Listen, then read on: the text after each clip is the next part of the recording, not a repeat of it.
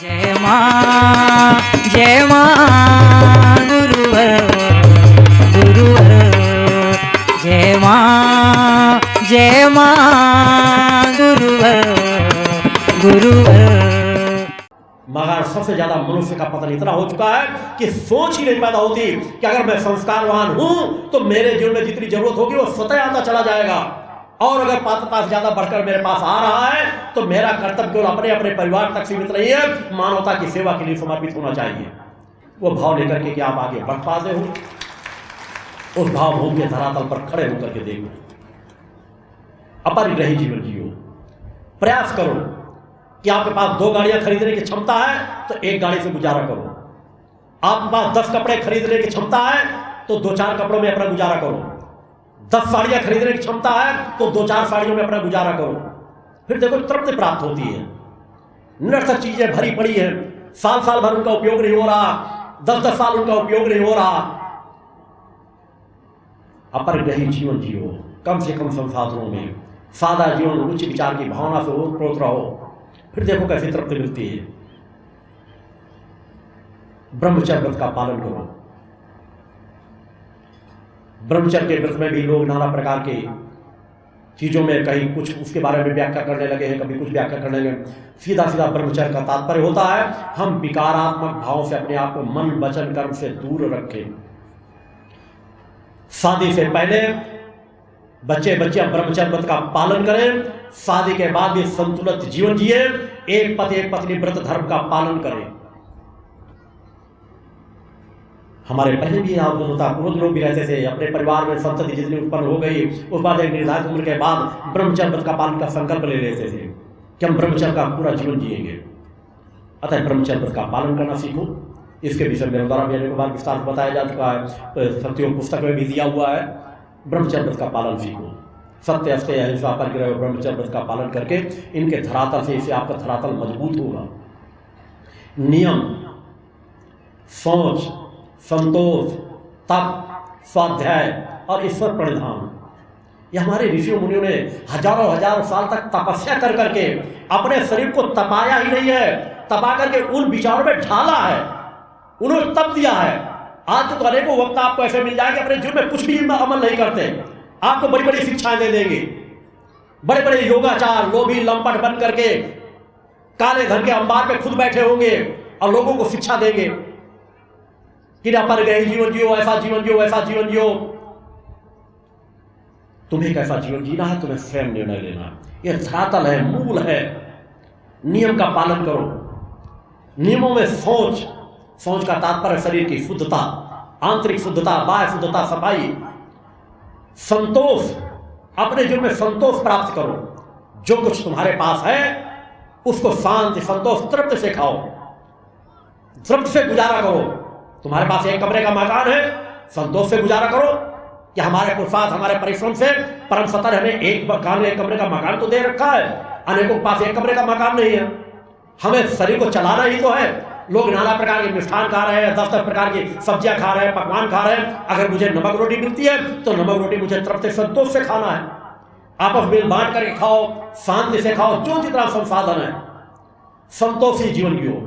संतोषी का तात्पर्य नहीं होता आलसी अकर्मण्य बन जाओ, पुरुषार्थी बनो, परिश्रमी बनो और उससे जो उपार्जित हो उसे संतोष के साथ गुजारा करो। ईर्षा मत करो, अतृप्त मत पर करो कि दूसरे के पास ऐसा है, दूसरे के पास 10 गाड़ियां हैं, मेरे पास 1 गाड़ी है, दूसरा अच्छे मकान है, मेरे पास एक अच्छा मकान नहीं है, मुझे क्या कहेंगे लोग।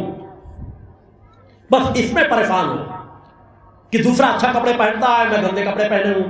गुरु जी के पास जा रहा हूं, दूसरे के पास बहुत अच्छी ड्रेसें हैं, मेरे पास गंदे कपड़े हैं। अरे अच्छी ड्रेसों वाले मेरे चित्रों में चाहे कम आते हो, जिनके पास 1 ड्रेस नहीं है वो मेरे लिए ज्यादा प्रिय है। जो वास्तव में जिनके पास पैसे नहीं बनवा पाते, ऐसे लोग नहीं जिनके पास पैसे तो हैं, जींस के पैंट पड़े होंगे, 10-10 प्रकार की दूसरी चीज पड़ी होंगी, मगर संगठन की 1 ड्रेस नहीं बनवा पाते। मेरे लिए मेरा गरीब सबसे ज्यादा मेरे लिए प्रिय है। तुम्हारे जो संसाधन है, आपका गुरु तुम्हारे साथ खड़ा है। तुम्हारे घर में बड़ा मंदिर नहीं बना, एक छवि को टंगी हुई है, मेरा उसी तरह समान आशीर्वाद प्राप्त होगा जिस तरह किसी के यहाँ बड़ा आलीशान मंदिर बनवाए हुए हैं। तुम जैसे हो वैसे बनकर के जीवन जियो। दूसरा कैसा जीवन जी रहा उसे मत सोचो। अगर देखना भी है तो अपने से नीचे देखना प्रारंभ कर दोगे, तुम्हें लगेगा उनसे हम करोड़ों गुना ज्यादा अच्छे हैं, उनसे ज्यादा हम तृप्त हैं। तब करो, तब से ही दुनिया बदलती है, तब से ही जग बदलता है, तब से ही हम बदलते हैं। आज तक इतिहास उठा करके देखो, जिसने परिश्रम किया है, जिसने तप किया है, जिसने साधना किया है, उसे ही कुछ हासिल हुआ है। तपस्वी बनो। तपस्वी का तात्पर्य केवल माला लेकर बैठ के मंत्र जाप ही नहीं कहलाता। मंत्र जाप एक अंग है, पूजा पाठ एक अंग है, साधना एक अंग है। तप का तात्पर्य है हर पक्ष में तपस्वी बनो, पुरुषार्थ करो, परिश्रम करो, मेहनत करो। किसान हो तो अपने खेतों में दिन रात एक कर दो, व्यवसाय हो तो व्यवसाय में अपना समय लगाओ, साधना करो, पूजा पाठ भी उसी तरह करो। विकारों से अपने आप को अलग रखो, अवगुणों से अपने आप को अलग रखो। एक संकर लोग, मैं एक तपस्वी हूं, मुझे विकारात्मक जीवन नहीं जीना, मेरे अंदर निगेटिव कोई विचारों में स्थान नहीं दूंगा, कोई भी विचार आए उनसे अपने आप को, उन चीजों को दूर हटाऊंगा। एक तपस्वी बन जाओ, साधक बन जाओ। मैं सूर्योदय से पहले निश्चित जगूंगा ही, सूर्योदय से पहले स्नान करूंगा ही, मैं नित्य पूजन करूंगा ही। एक बार निर्णय ठान लो, संकल्पबद्ध जीवन जियो। संकल्प में बहुत बड़ी ताकत होती है। एक बार संकल्पबद्ध हो जाओ कि मुझे साधक का जीवन जीना है। आज इस कलिकाल में अगर परिवर्तन आएगा तो केवल साधक प्रवृत्ति से ही आएगा कि मुझे एक तपस्वी बनना है, मुझे अपने बच्चों को तपस्वी बनाना है, मैं उन्हें धनवान बना सकूं या ना बनवा सकूं, पैसे कमाने वाली शिक्षा दे सकूं ना दे सकूं, मगर मैं अपने बच्चियों को तपस्वी जरूर बनाऊंगा। क्योंकि अगर वो तपस्वी हैं तो उनका आत्मबल उन्हें भूखा नहीं रहने देगा, उनका आत्मबल समाज में उनको सर्वोच्च स्थान की ओर ले जाएगा। धनी सब कुछ नहीं होता, अतः उन्हें तपस्वी बनाओ, साधक बनाओ। अन्यथा अनेकों लोग देखो बड़े बड़े अरबों खरबों की संपत्ति भरी है, मगर बच्चे बिल्कुल बेवकूफ होंगे, अज्ञानता से भरे होंगे, विवेक ही नहीं है। उस शिक्षा को जो उन्होंने पढ़ा है उसके आगे पीछे उनको कुछ भी ज्ञान नहीं है। सोच उतनी चीजों में बंद करके रह जाती है। और एक जो साधक होता है, तपस्वी होता है, धर्म पर आस्था विश्वास रखने वाला होता है, वो एक विवेकवान बनता है। अतः अपने बच्चों को साधक बनाओ, तपस्वी बनाओ, स्वाध्याय करो। स्वाध्याय में बहुत बड़ी ताकत है। हमारे लिए हमारे माता पिता गुरु होते हैं, ग्रंथ गुरु होते हैं, जो ज्ञान देते हैं वो गुरु होते हैं। पुस्तकें भी हमारे लिए बहुत बड़ा माध्यम है। अच्छे साहित्य का अध्ययन करना सीखो। एक अपने जीवन में नियम बना लो। बॉम्ब ने कहा केवल समय में जगना शुरू कर दो, 24 घंटे तुम्हें पर्याप्त हो जाएंगे। एक निर्णय करो कि 1 घंटे में स्वाध्याय के लिए समय जरूर दूंगा। स्वाध्याय का तात्पर्य अच्छी पुस्तकों का अध्ययन करना, धार्मिक पुस्तकों का अध्ययन करना, जो कुछ अच्छा ज्ञान दे रही हो ऐसी पुस्तकों का अध्ययन करना। स्वाध्याय के लिए टाइम दो और स्वाध्याय करके उनके अपने जीवन में अमल करो। क्यों स्वाध्याय करना शुरू कर दो, देखो पढ़ते पढ़े आपके विचारों में बदलाव आना शुरू हो जाएगा। महापुरुषों की जीवनियों को पढ़ो, महापुरुषों के विचारों को पढ़ो। हमारे अपने धर्म ग्रंथों में, हिंदू धर्म में इतने धर्म ग्रंथ बने हुए हैं, उन धर्म ग्रंथों का अध्ययन करो। रामायण, गीता, कुरान, बाइबल, कोई चीज का अध्ययन करो। सब में तुम्हें बहुत कुछ प्राप्त होगा, बहुत कुछ अच्छाइयां भरी हुई है।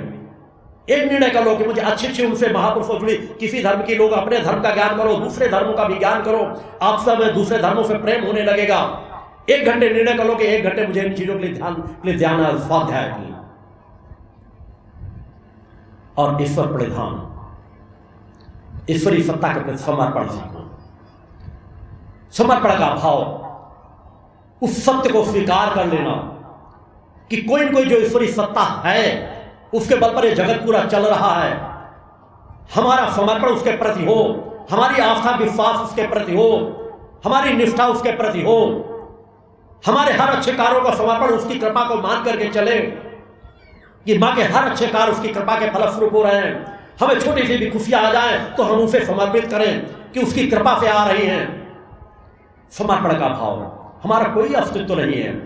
उस परम सत्ता के समक्ष हम सूर्य और जुगनू के बराबर भी तुलना नहीं कर सकते। जो वास्तविक सत्य है, अनंत लोक हैं। हमारे ऋषियों मुनियों का प्रमाण अनेकों बार दिया है पहले। आज विज्ञान तो कुछ सत्य का एहसास कर रहा है कि सौर मंडल से बाहर भी एक सौर मंडल है। मैंने जब से अपनी आध्यात्मिक यात्रा प्रारंभ की थी तब से बार बार इन चीजों को कह रहा हूं कि एक नहीं अनेकों सौरमंडल हैं। आज विज्ञान हमारा इस सत्य को स्वीकार कर रहा है। यह दुनिया जगत इतनी नहीं है जो तुम देख रहे हो, यह विश्व परिवार इतना बड़ा नहीं है जिसे तुम देख रहे हो, जिसे तुम नक्शों में पढ़ रहे हो। यह सूर्य एक नहीं, अनेकों सूर्य हैं, अनेकों सौरमंडल हैं, और अनेकों सौरमंडल का कितना कितना बड़ा जगत होगा। और उन सब की जगत जननी उसकी सामर्थ्य क्या होगी, और हमसे इतनी गहराई से जुड़ी, हर लोक से, हर कण से, हर जीव से, हर जंतु से, हर पेड़ से, हर पौधे से इतनी गहराई से जुड़ी हुई है कि एक को पकड़ लो तो विराट सत्ता प्राप्त हो जाए। उसकी महानता अगर एहसास कर लोगे तो पागलपन सवार हो जाएगा, उसके प्रति तड़प पैदा हो जाएगी, उसके प्रति छोटी छोटी कामनाएं अपने आप विराम खा जाएंगी। सिर्फ और सिर्फ होगा समर्पण, ईश्वर प्रधान कि मां हम आपके सामने, हमारा अस्तित्व क्या है, केवल हमें स्वीकार कर लो, हमें अपने अंदर समाहित कर लो, हमारे विकारों से मुक्त करने की सामर्थ्य पैदा कर दो, हमें ऐसा सज्ञान पैदा कर दो कि हम पुरुषार्थी बन सके, परिश्रमी बन सके, परोपकारी बन सके, हम नशे मान से मुक्त चरित्रवान बन सके, हम संपूर्ण जगत को देखने लायक हमारी दिव्य दृष्टि प्रदान कर दो। एक बार सोच पैदा करो, सब कुछ तुम्हारे अंदर है, जो तुम्हारे गुरु के पास है वह तुम्हारे अंदर है, उसे समझ तो जाओ।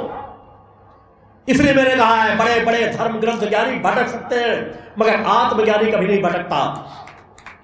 हो सकता तुम ग्रंथों का अध्ययन न कर सको, इतने बड़े बड़े ग्रंथ हैं, मगर आत्म ग्रंथ का अध्ययन तो तुम्हारे पास अपना ग्रंथ है, इसको अध्ययन करना बड़ा सरल है। पढ़ा लिखा भी कर सकता है, ज्ञानी भी कर सकता है, अंगूठा छाप भी कर सकता है। केवल यम नियमों के पथ पर चल पड़ो, आपका गुरु जिस पथ पर बढ़ा रहा है उस पथ पर चलने लगो, इस पर विश्वास करना सीख जाओ, प्रकृति के बनाए हुए नियमों को स्वीकार कर लो, तुम्हारे अंदर भी वही परिवर्तन आता चला जाएगा। यही सत्य की साधना है, यही सत्य पथ है। हम उसे स्वीकार करें, निर्णय लेकर के चलें कि हम सत्य पथ के राही बनेंगे, हम इस कलिकाल के भयावह वातावरण को दूर करेंगे। जरा याद करो कि इस देश की आज़ादी के लिए हमारे कितने स्वतंत्रता संग्राम सेनानियों ने अपने जीवन को बलिदान कर दिया, हंसते हंसते फांसी पर झूल गए। क्या उनके बीवी बच्चे नहीं थे? क्या उनका परिवार नहीं था? क्या वे सुख शांति से खुद जीवन नहीं गुजार सकते थे? मगर हंसते हंसते उन्होंने फांसी के फंदे को गले स्वयं डाल लिया। यातनाएं सही किस लिए? क्या इसी समाज के लिए जैसा समाज आज जी रहा है, जैसा समाज आज जीवन जी रहा है? नहीं, इसके लिए नहीं। वो चाहते थे कि हमारा समाज सुख शांति समृद्धि हो, भय मुक्त लोग समाज जीवन जी सके, हम जो पराधीन हैं स्वाधीन हो सके। मगर आज कुछ भी नहीं बदला। पहले अंग्रेज शासन कर रहे थे, आज अधर्मी अन्यायी राजा शासन कर रहे हैं। उनके त्याग बलिदान को भुलाओ मत, केवल झंडे फहरा देने से कुछ नहीं होता। मैं जब उनके विचारों में गहराई से डूबता हूं तो मेरे हृदय अंदर से रोने लगता है। उनके सामने मुझे लगता है मैं कुछ नहीं कर रहा हूं। जो यातनाएं उन्होंने सही, हमें तो आज वो यातनाएं भोगना ही नहीं पड़ रहा, केवल पुरुषार्थ करना पड़ रहा है, परिश्रम करना पड़ रहा है।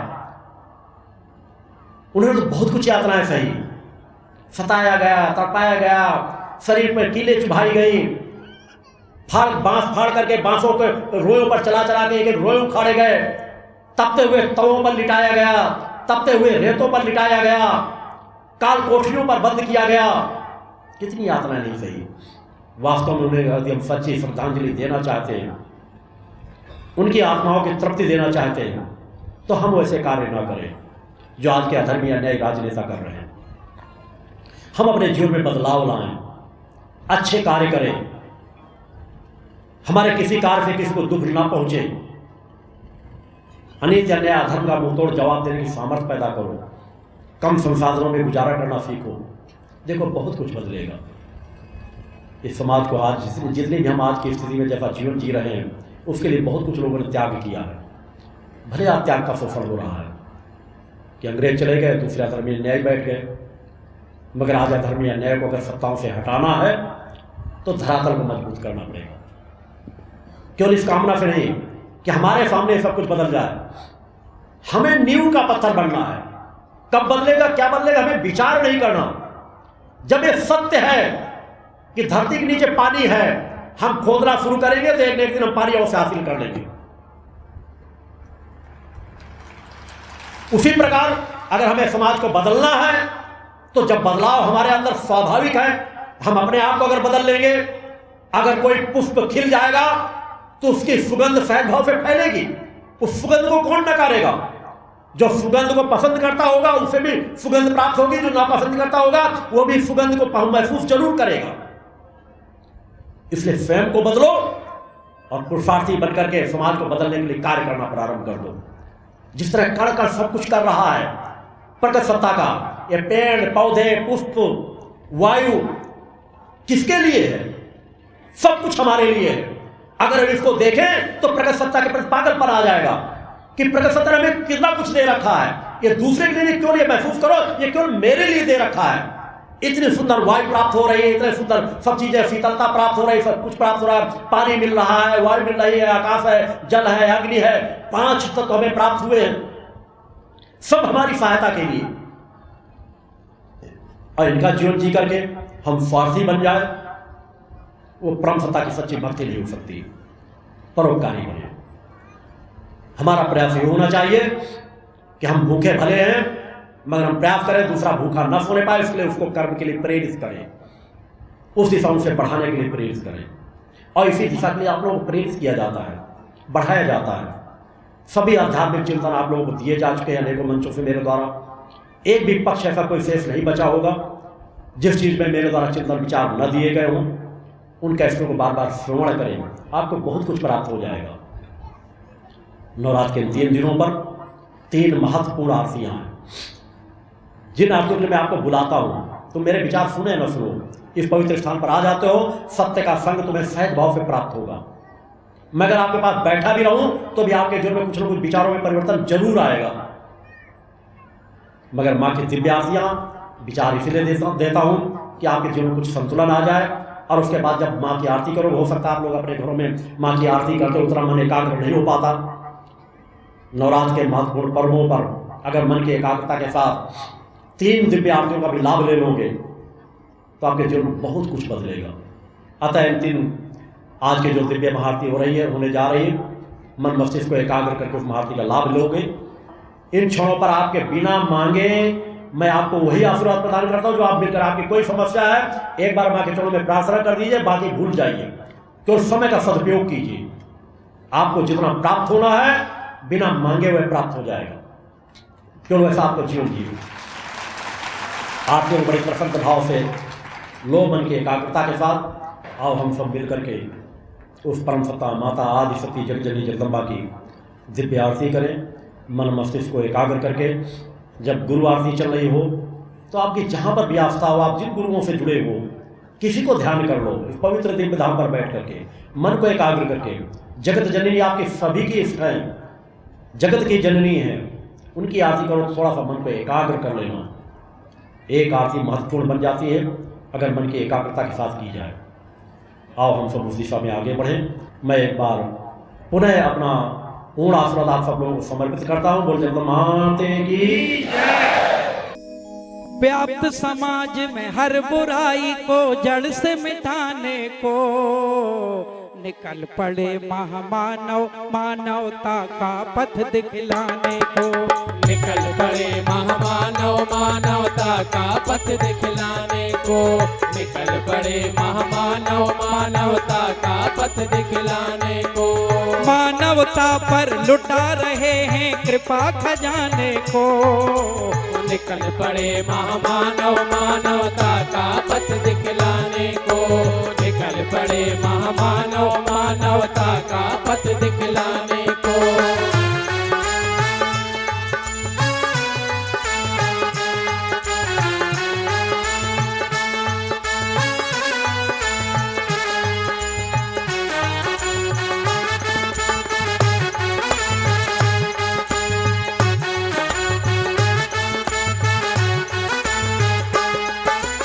नहीं है जिसका छोर कोई ऐसा तपबल है रिसीवर का। नशा मुक्त हो देश यही संकल्प अटल है रिसीवर का। नहीं है जिसका छोर कोई ऐसा तपबल है रिसीवर का। नशा मुक्त हो देश यही संकल्प अटल है रिसीवर का। जन जन के सारे अवगुण और व्यसन छुटाने को निकल पड़े महामानव मानवता का पथ दिखलाने को। निकल पड़े महामानव मानवता का पथ दिखलाने को।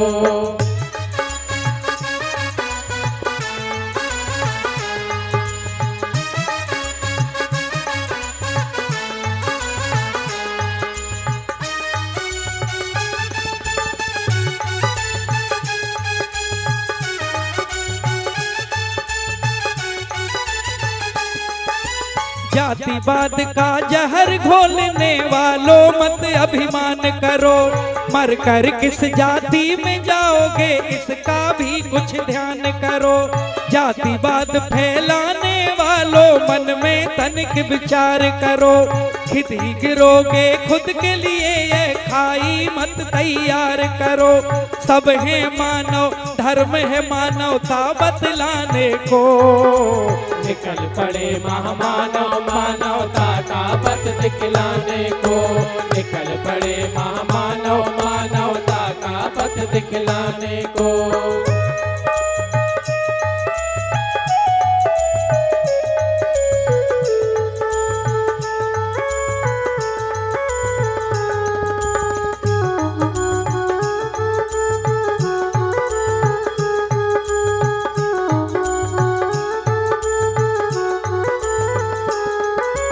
आओ चलो परमार्थ के पथ पर उसमें अपना भी हित है। पर हित सरस धर्म नहीं भाई मानस में भी अंकित है। आओ चलो परमार्थ के पथ पर उसमें अपना भी हित है। पर हित सरस धर्म नहीं भाई मानस में भी अंकित है। या देवी सर्वभूतेषु शक्ति रूपेण संस्थिता नमस्तस्यै नमस्तस्यै नमस्तस्यै नमो नमः। पंच ज्योति शक्ति तीर्थ सिद्धाश्रम मां की कृपा और गुरुदेव की अमृतवाणी का पावन संगम। एक ऐसी पवित्र भूमि जहां मां भगवती की ज्योति हर दिल को रोशन करती है। जहां परमहंस योगीराज श्री शक्तिपुत्र जी महाराज के चरणों में बैठकर हर मन की पुकार सुनी जाती है। पंच ज्योति शक्ति तीर्थ सिद्धाश्रम जहां हर कदम पर साधना, हर सांस में भक्ति और हर पल में जन कल्याण की सुगंध बिखरती है। आओ इस अलौकिक यात्रा में शामिल हो और देखो कैसे एक आश्रम ने करोड़ों जीवन को बदला। युगवंदनीय धर्म सम्राट युग चेतना पुरुष सद्गुरुदेव परमहंस योगीराज श्री शक्तिपुत्र जी महाराज के पावन चरणों में कोटि कोटि नमन, वंदन और प्रणाम। उनकी कृपा से एक ऐसी पवित्र स्थली का सृजन हुआ जो तप, योग, ध्यान और साधना का स्वर्णिम केंद्र है। यह है मध्य प्रदेश के शहडोल जिले की ब्योहारी तहसील में बसा पंचज्योति शक्ति तीर्थ सिद्धाश्रम, जिसकी नींव परम पूज्य गुरु वर्श्री ने 23 जनवरी 1997 को रखी। तब से यहाँ मां भगवती की अखंड ज्योति जल रही है और 15 अप्रैल 1997 से श्री दुर्गा चालीसा का अखंड पाठ अनंत काल तक जन जन के कल्याण के लिए गूंज रहा है। हर सुबह और हर शाम जब सूरज की किरणें और चांद की चांदनी सिद्धाश्रम को चूमती हैं, तब परम पूज्य गुरुदेव जी माता भगवती आदिशक्ति जगत जननी दुर्गा जी सहित सभी देवी देवताओं और सहायक शक्तियों की आरती करते हैं। इस पावन बेला में भक्तों के हृदय मां की भक्ति में डूब जाते हैं। मूल ध्वज साधना मंदिर में भी रोज सुबह शाम होने वाली आरती में भक्तों का समूह उमड़ता है। यहाँ हर मन की पीड़ा मिटती है, हर शरीर को शांति मिलती है और हर आत्मा को सुख, शांति व समृद्धि का आशीर्वाद प्राप्त होता है। परम पूज्य गुरुदेव की कृपा ऐसी कि वे रोज सुबह और शाम भक्तों से निःशुल्क मिलते हैं। मां के भक्त और गुरुदेव के शिष्य अपने मन की बात उनके चरणों में रखते हैं और बदले में समाधान व आशीर्वाद पाते हैं। अब तक 1 करोड़ से ज्यादा भक्त गुरुदेव से मिलकर उनके मार्गदर्शन से जीवन की राह पा चुके हैं। गुरुदेव की वाणी ऐसी कि सुनते ही मन में संकल्प जागता है। उनके आशीर्वाद से करोड़ों लोग नशे और मांसाहार से मुक्त होकर चरित्रवान और चेतनावान जीवन जी रहे हैं। हर दिन सैकड़ों लोग नशा छोड़ने की प्रेरणा लेने सिद्धाश्रम धाम पहुंचते हैं। पूज्य गुरुदेव के 20 लाख से अधिक दीक्षा प्राप्त शिष्य आज के अधर्म और अन्याय के दौर में भी मां की ज्योति से अपने घरों को आलोकित करते हैं। वे साधनात्मक जीवन जीते हुए आत्म कल्याण और जन कल्याण के पथ पर चल रहे हैं। क्या यह चमत्कार नहीं? सिद्धाश्रम धाम में पिछले 28 वर्षों से मां अन्नपूर्णा भंडारा चल रहा है, जहां सुबह शाम हजारों भक्तों को स्वादिष्ट और पवित्र भोजन मिलता है। और सुनो, यहाँ ठहरने की व्यवस्था भी पूरी तरह निःशुल्क है। क्या ऐसी जगह कहीं और मिलेगी जहां हर सुविधा मां की कृपा से मुफ्त हो? सिद्धाश्रम धाम की पावन सरिता के तट पर बनी त्रिशक्ति गौशाला देखकर भक्तों का मन आनंद से भर जाता है। हर महीने शुक्ल पक्ष की अष्टमी को गौ सेवा समर्पण दिवस मनाया जाता है, जब परम पूज्य गुरुदेव और पूजनीय शक्तिमयी माता जी अपने हाथों से गायों को रोटी खिलाते हैं। यह दृश्य देखकर हर भक्त का हृदय गदगद हो उठता है। गौशाला के पास ही स्वामी श्री राम प्रसाद आश्रम जी महाराज की समाधि मन को शांति देती है, और पास ही दानवीर गुफा स्थल हर किसी को असीम शांति का अनुभव कराता है। हर साल शारदीय नवरात्र में सिद्धाश्रम धाम में शक्ति चेतना जनजागरण शिविर का भव्य आयोजन होता है। लाखों भक्त यहाँ योग, ध्यान और साधना सीखते हैं, गुरुदेव के चेतनात्मक चिंतन को सुनते हैं और मां की अलौकिक आरती का आनंद लेते हैं। मां की कृपा और गुरुदेव का आशीर्वाद पाकर हर भक्त धन्य हो उठता है। 23 जनवरी सिद्धाश्रम स्थापना दिवस एक और पावन अवसर है। इस दिन अखिल भारतीय सिद्धाश्रम दौड़ प्रतियोगिता, योग भारती सामूहिक विवाह और शाम को सुर संध्या व कवि सम्मेलन का आयोजन होता है। क्या मजा है जब भक्ति और संस्कृति का ऐसा संगम देखने को मिलता है। सिद्धाश्रम धाम का जनसंपर्क कार्यालय हर जानकारी का खजाना है।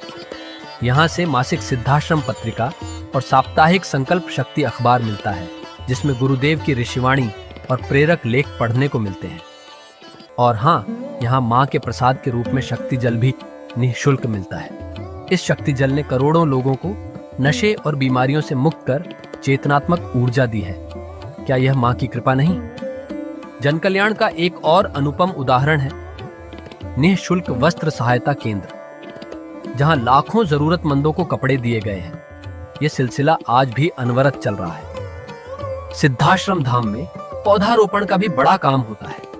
परम पूज्य गुरुदेव जी महाराज एवं पूजनीय शक्तिमयी माता जी स्वयं समय समय पर पौधारोपण करके पर्यावरण को बढ़ावा देते हैं। सिद्धाश्रम धाम में अनेक प्रकार के फल, फूल और औषधियों के हजारों पेड़ों की हरियाली देखकर मन प्रसन्न हो जाता है। सिद्धाश्रम धाम में विभिन्न प्रकार की हरी सब्जियां उगाई जाती हैं, जो निःशुल्क चल रहे मां अन्नपूर्णा भंडारे में प्रयोग की जाती है। परम पूज्य गुरुदेव जी ने मानवता, धर्म रक्षा और राष्ट्र रक्षा के लिए 3 धाराएं बनाई हैं। भगवती मानव कल्याण संगठन, पंचज्योति शक्ति तीर्थ सिद्धाश्रम और भारतीय शक्ति चेतना पार्टी 15 मार्च 1995 को बने। भगवती मानव कल्याण संगठन के 1 लाख से ज्यादा कार्यकर्ता नशा मुक्त, चरित्रवान और परोपकारी समाज बनाने में जुटे हैं। संगठन का नशा विरोधी आंदोलन इतना प्रभावी है कि पिछले कुछ सालों में 2000 से ज्यादा अवैध शराब माफियाओं पर कार्रवाई हुई। संगठन के समर्पित और कर्मठ कार्यकर्ता दिन रात इस मिशन में लगे हैं। Siddhashram Ayurveda and food products के जरिए शुद्ध दवाएं और खाद्य पदार्थ बनाए जाते हैं। इन्हें लेने या व्यापार के लिए एजेंसी पाने के इच्छुक लोग संपर्क कर सकते हैं। आओ सिद्धाश्रम की इस पावन यात्रा का हिस्सा बनो। यहाँ माँ का अखंड गुणगान सुनो, साधना में डूबो और परम पूज्य गुरुदेव के दर्शन कर जीवन को धन्य करो। भगवती मानव कल्याण संगठन तुम्हें मानवता, धर्म और राष्ट्र की सेवा में शामिल होने का सादर न्योता देता है। जय माता की, जय गुरुवर की।